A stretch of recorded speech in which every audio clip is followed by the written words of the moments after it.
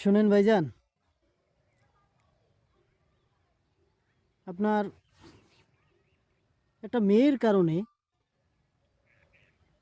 ভাই ভাই সম্পর্কটা নষ্ট করবেন না দয়া করে। এটা আমার অনুরোধ। দেখুন, আমি কিন্তু সেরকম বড় লেভেলের কোনো মানুষ নই। আমি একজন সাধারণ মানুষ, খুব ছোট একজন মানুষ।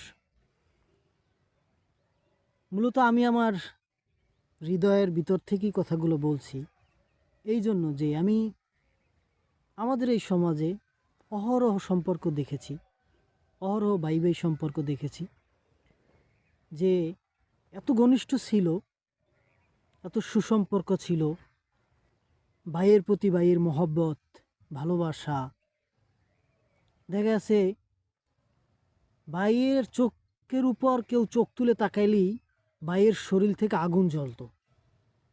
কিভাবে এর প্রতিশোধ নেওয়া যায়, আমার ভাইয়ের গায়ে হাত তোলা, আমার বাইরে গালি দেওয়া, এই যে বিষয়টা, ভাইয়ের ভিতরে যে একটা আগুন উদ্দাম, যে আমার ভাইয়ের গায়ে হাত তুলছে, দুনিয়া আমি তছনছ করে ফেলাবো, এই যে বিষয়টা, এই যে সম্পর্ক, মনে হয় যেন ভাইয়ের গায়ে হাত তোলা মানে নিজের গায়ে হাত তোলা।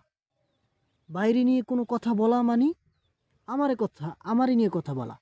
আমার ভাইয়ের গায়ে কেন হাত তুলবে, আমার ভাইকে নিয়ে কেন কথা বলবে, এই যে সম্পর্ক।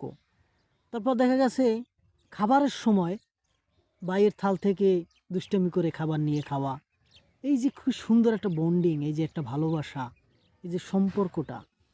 দেখা যায় ভাই যে পোশাক পরে ওই পোশাক আমারও এনে দিতে হবে, বাবার কাছে যেই বায়নাটা, এগুলো কিন্তু ভালোবাসা ভাইয়ের প্রতি ভাইয়ের।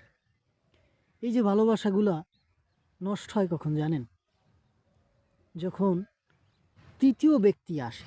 আর সেই তৃতীয় ব্যক্তিই হলো একটা নারী, একটা মেয়ে।